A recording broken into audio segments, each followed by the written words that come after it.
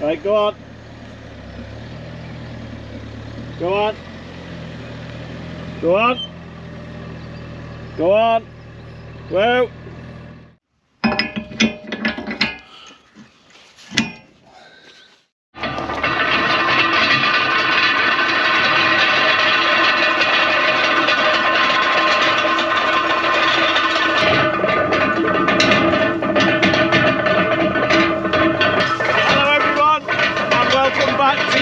Panda 4x4. We're back at Sam's and we're testing the roller out on the Mark III. Oh, it's absolutely brilliant.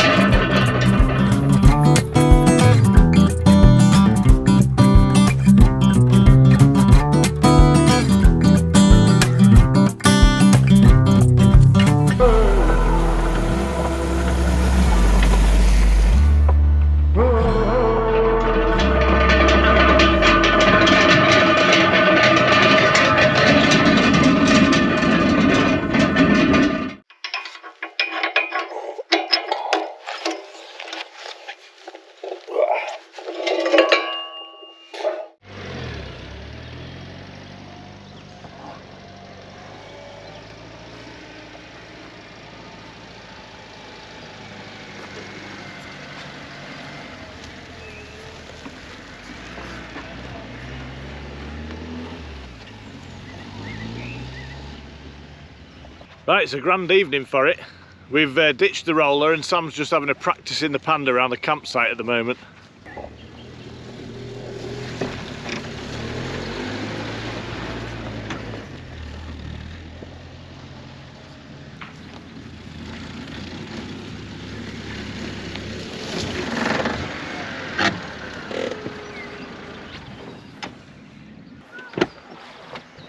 The trials and tribulations of getting a picture for the front cover of the video.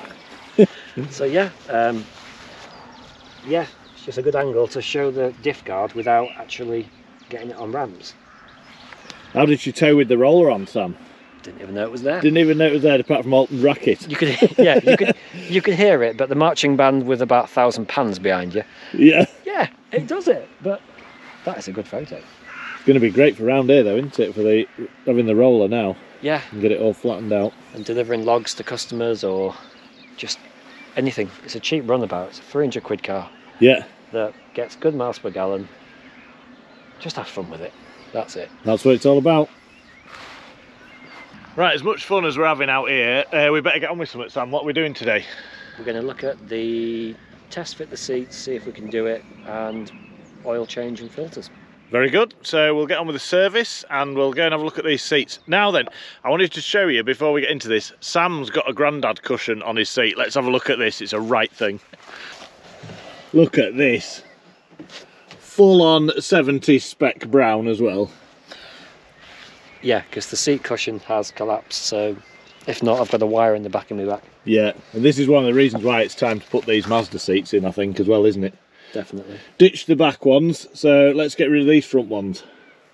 Even though it does match the yellow, but it's perfect tonight. we can live with that.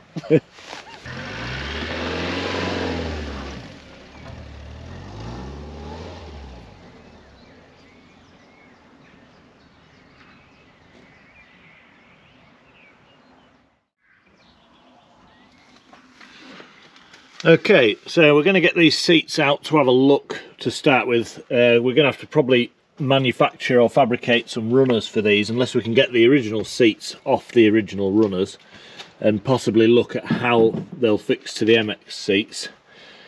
Sam's got the Mazda ones inside, so we're going to take the passenger seat out now and then we'll have a look and see what they're like next to each other, I think. Right, we're just in the car now. We're just going to show you where the fixings are for these seats. They're a 6mm Allen key. If you look down here, pardon all the sawdust, Sam's been busy in it. So there's one here, which is the flat one next to the centre console. There's one which is sort of vertical just under here. I don't know if you can see that on the camera, it's quite dark. And then if we come round to the front, we've got two. There's one that side and one that side, and they're all 6mm Allens. So this should be out in a couple of minutes, and we're going to have a look and mock it up against the other seat.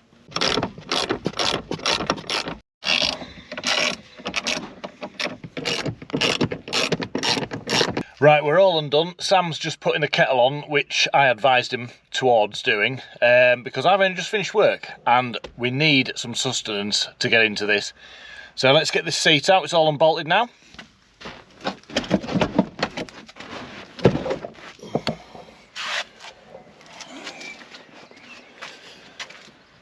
Laid back like a proper town cruiser.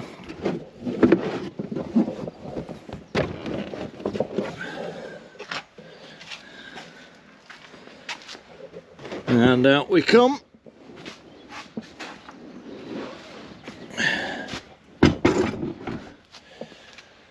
There we go, al fresco pandering. Okay, we've got the seats out here. We've got the standard Panda one. As you can see, it's quite manky, this one is. Must have been in a bit of dampness, this car, before Sam's picked it up. So these are the runners. And these are the bits that adjust when you pull the handle up and the seat slides backwards and forwards. So this is the Mazda seat. Now which Mazda's this out of, Sam? Can you remember? Is it an RX-8? RX-8, yeah. But then the seat mounts, a fabricator friend made them to fit in a Mark II Panda, which I used to have. The picture of the wheel hanging off it were great fun. This was in that, but when I sold it, I kept the seats to put in my next project, but they're too big to go in the other Panda project that will be later on the channel. So yeah, kept them for a Land Rover. They've been up there for months, so we thought might as well use them. So they're a nice, good sort of bucket style seat. They've even got the heated elements in, which is here. They might look a bit manky, but it's only from storage. So these are the Mark II Panda runner adjustments, and we've got to somehow get it to this. Now the runner widths, if we get the tape out, the runner widths are both just over 18 inches, or 460 if we look at this one. And you can remove, well, as far as I can see, we can remove this whole runner setup from this seat.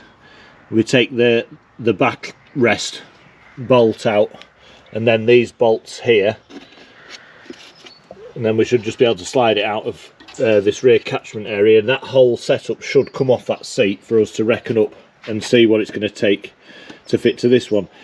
Now if it involves any welding or fabrication, we'll be sending these away to our friend who does fabrication, because we aren't able to weld on site here. Now let's get these apart and see what we can come up with. So we're just going to take these plastic covers off. I took the one off the other side already, and they just come off with these clips. We're just going to have to remove the backrest angle adjustment now, and that should be this captive washer here on this spline, and it should be a bar which just comes out. So we'll have a go at that with the hammer and the flathead.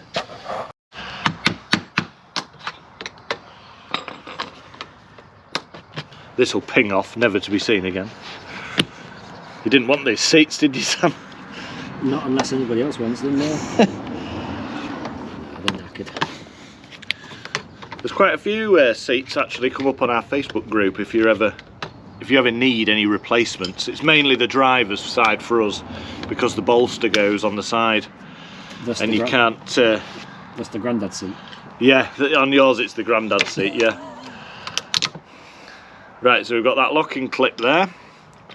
That's just inside, and that should relieve this central bar to come out. We can try and get that out now.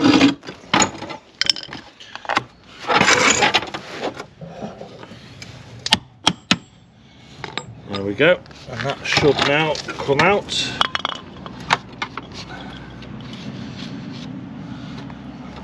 Oop. Now this will be all floppy and wobbly, but we will be able to get the rest of this plastic trim removed. There we go. So now we're on to this bolt here, which is the It's like a Star Drive one. So we'll see what size that is. Right, so we've got one of these on each side, and that one is a T45 Star Drive. So we'll see if we can get these off. Oh, that's tight. There we go. We're going to keep the seatbelt engagement buckle though. Are you going to keep the original belts themselves, aren't you, in the front? Yeah. Yeah, so we need to keep this as well.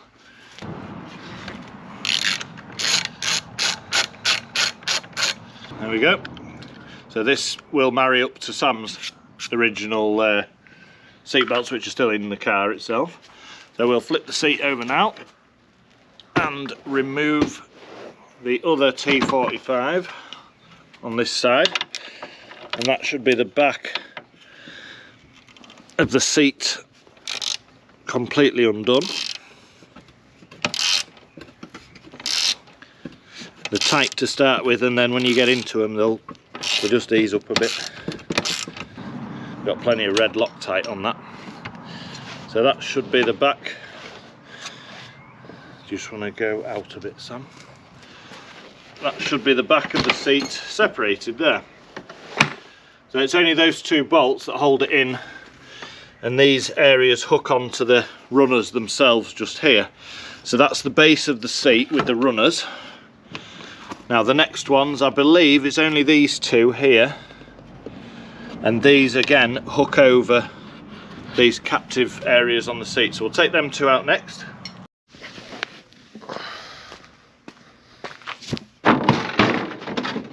Right, these are a 10mm, there's two of these on these front mountings, and there should be just these captive hook things which bolt to the bottom of the seat.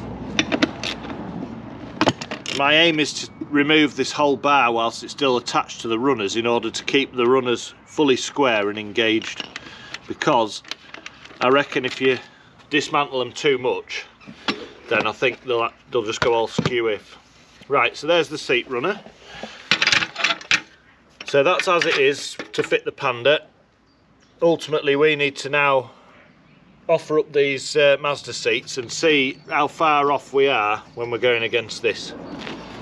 Now there's always the option, with the bottom of the Panda seat, there's always the option to remove this. There's a plastic trim goes all the way around here to hold the canvas of the seat on. And if you remove these clips all the way around, you can get the bottom tin part of the seat off the fabric, and if it's push comes to shove, we might be able to get that tin to fit the tin on the bottom of the Mazda seat as well. It's probably a different profile, it probably won't work, but there's always the option for that. Right, so these plastic clips, all we're doing is we're just turning them clockwise, and then they actually come out of a captive area. It's quite tough. There we go. Oh. So you can see they're just a captive clip which goes and marries up to this shape here. Now we might be able to use these. These were obviously hooked around here on the runners on this seat, so we might be able to use those as well, so there's that option too. After much ado, we've decided to, because we cannot get these runners separated from the actual seat runner, there's something inside which is stopping it. So we're going to cut these off anyway, the old mountings, and we are going to look at mounting these parts of the mountings of this seat. We're going to look at putting on the runners of this one. So theoretically it should just plop in to the original bit where the original seat was, but it might work or it might not, but it's worth having a look to see if it will. So we'll get on and cut these off now, and they're off. Time to make some scrap.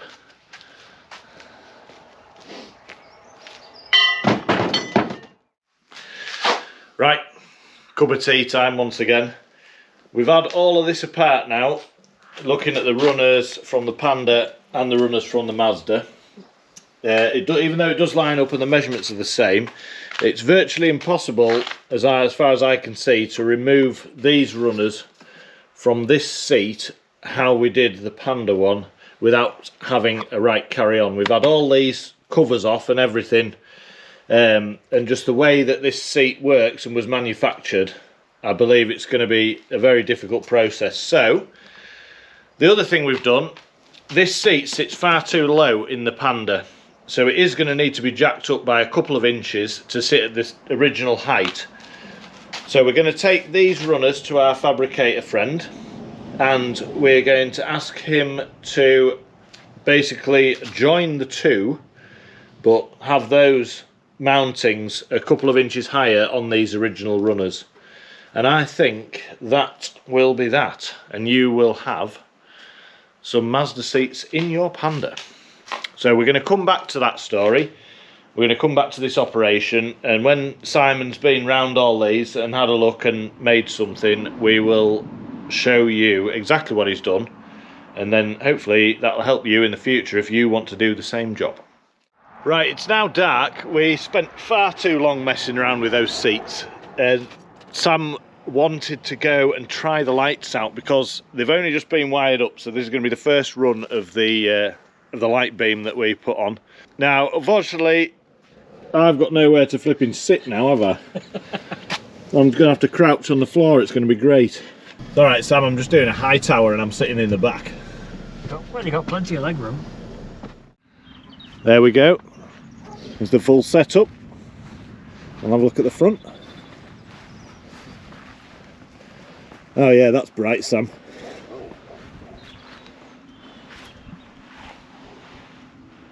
The bunny burners.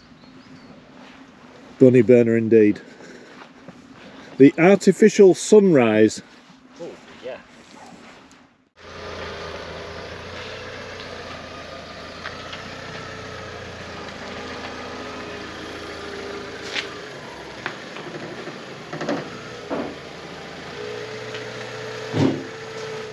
Right, we're back in the garage. We've got the car in. It's dark outside, it's getting cold, and we're running out of time. So we're going to do either the front, we're going to do the oil and filter, or we're going to do the diff oil. We haven't decided yet, but Sam, important question I have for you, which I need an answer to. Who can drink 5 litres of petrol and not get sick? Jerry can. Great dad joke. Absolutely brilliant. Yeah. This is what happens. Too much coffee and not enough food. Right, let's get on with it. Right, I've actually got the jack out today. The only problem is with Sam's jack is it's only half a handle. So, never mind. I know where it is. Oh, you found it? Don't need a light to find it. Here you go. It didn't go in the scrap pile yesterday. Oh, very good. Jacked up. Done it reasonably properly this time.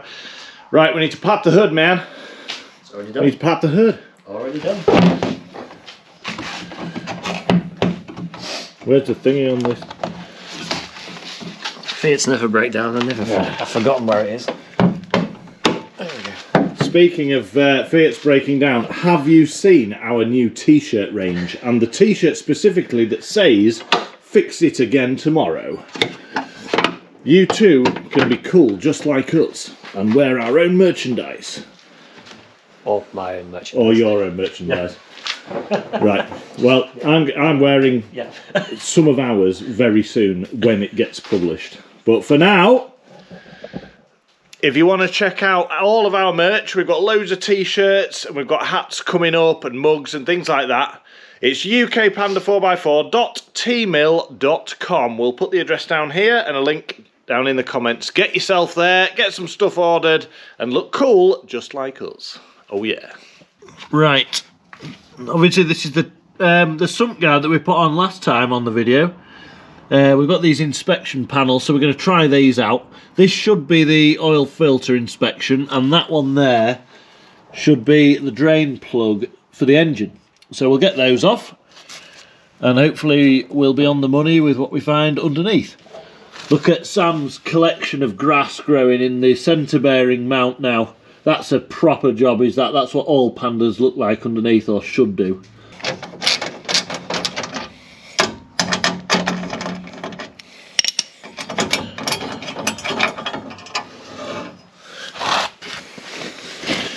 Okay, do we have an oil filter up there? Looks like we do.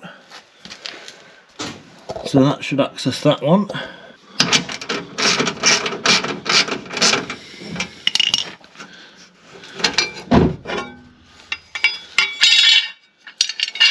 Right, that's that one out. And yep. Are you right, Sam? I'm right. Wow. So those inspection plates that are built into this sump guard are specifically made for the drain on the sump bung for the engine oil and in order to access the oil filter, so that's excellent. Up here in the inspection hatch is the sump bung. So the sump bung on these, as well as the gearbox drain and the diff drain, is a 12mm Allen key. But if you've got a socket one, it's much better because these can get really tight. I've already just loosened it off so we can get that off there. This will probably be quite warm as well because we've been riding about, haven't we, Sam? Testing. In the car, testing out the lights, which I'm very pleased with, to be honest. I think they look great. There we go. And I've dropped the flipping bung in there, so I've now got oil all over my hands. But that's fine. Look at that, the sump guard is absolutely bang on for that. You don't even get oil on any of the guard itself, as long as you're not stupid like me. And you've got flipping oil everywhere. At least your socket's not going to rust now, Sam. Yeah.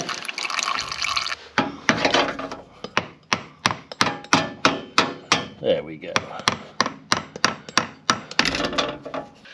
Right, we've had to use the approved Yorkshire method of removing the oil filter because it was absolutely jammed solid.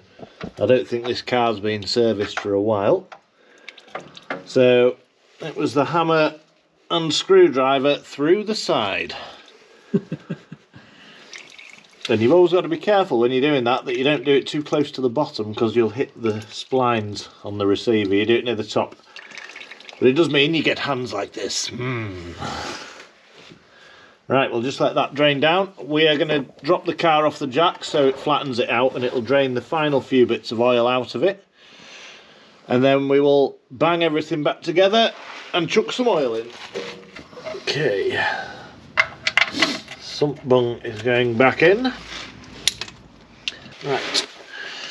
Now we're going to put a bit of oil into the new oil filter, but first we need to make sure that it's the right one and the splines all meet up. So I'll just go and grab it. Right, this one is NF03053. It's a Napa filter, and we're not messing around saying we love these oil filters. This is what you need to use because this was the only one that we could get from the shop. Right, that spline's the correct fit, so we are just going to put a little bit of oil into this oil filter before we install it fully on the car. We just need to make sure we've got some oil on this ring here so that when it meets the contact plate on the housing, it doesn't kink over and can cause a leak, because Sam's already got a significant oil leak up here and we think it might have been the original oil filter that's leaking. Now I've got some brake cleaner with us today, Sam, so we're going to spray all down up there and see if we can see where it's actually leaking from. Right, we've put a bit of oil in the filter, and the only reason we've done that is so that when the car starts after this oil change, it's got oil pressure straight away if you put some oil in the filter. But what will happen now is I'll put this on and it'll all just drain out when I flipping get it into the place to bolt it up. We just do these hand tight. You don't need to rive them round at 500 pounds-feet of torque, because the next guy, probably me again, won't be able to get it off like the last one. So the other job on this car, when we looked at it initially, there was a lot of oil around the oil filter housing and the sump gasket. So we're just going to clean it all off with this carburetor cleaner and a rag. And when it evaporates, it should it should stay a lot drier, and then we'll be able to see where the oil is actually weeping out of. Now, as Ben suggested, it was probably from the rocker cover gasket higher up, and I would have said he's probably right on that, because these do suffer from rocker cover gasket leaks. But if we get all this cleaned up now while we've got access to it, and then we can see efficiently when it all dries, and Sam's run the car for a little bit, we'll be able to have a look and see if we can see where it's coming from. Okay, you may release the jack. Right, I think I'm covered in oil enough now anyway. We've got to put the oil back in the car now. The drain plug's all done up, the new filter's on. The old oil's just down here, you can have a look at that. Obviously it's been thinned out a bit with the carburetor cleaner that I sprayed on the side of the engine, but it does look quite black and manky, and that oil filter certainly was due for a change. So this is the first service it's had in Sam's ownership, and we'll be able to do a few more. The sump guard was really good, wasn't it, with those hatches? Yeah, worked really well. So you can access the drain plug and the filter really easily. Now we're going to fill this up. We've got the 540 Nappa's Best, and we're going to stick all that in. Now these are notorious for slow filling with the oil of these fire engines. This is the 1.2 8-valve fire engine, as is all these Fiat Panda Climbings in England. We don't have the diesel in this model, we only have the diesel in the Cross. So we're just going to put this in when we get to the last 2 litres or 1.5 litres remaining. We're just going to check on the dipstick and make sure we're alright.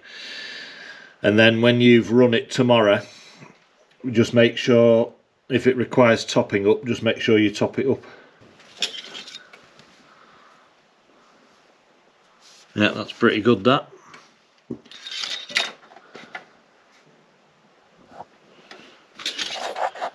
It's very hard to tell because the oil is so clean.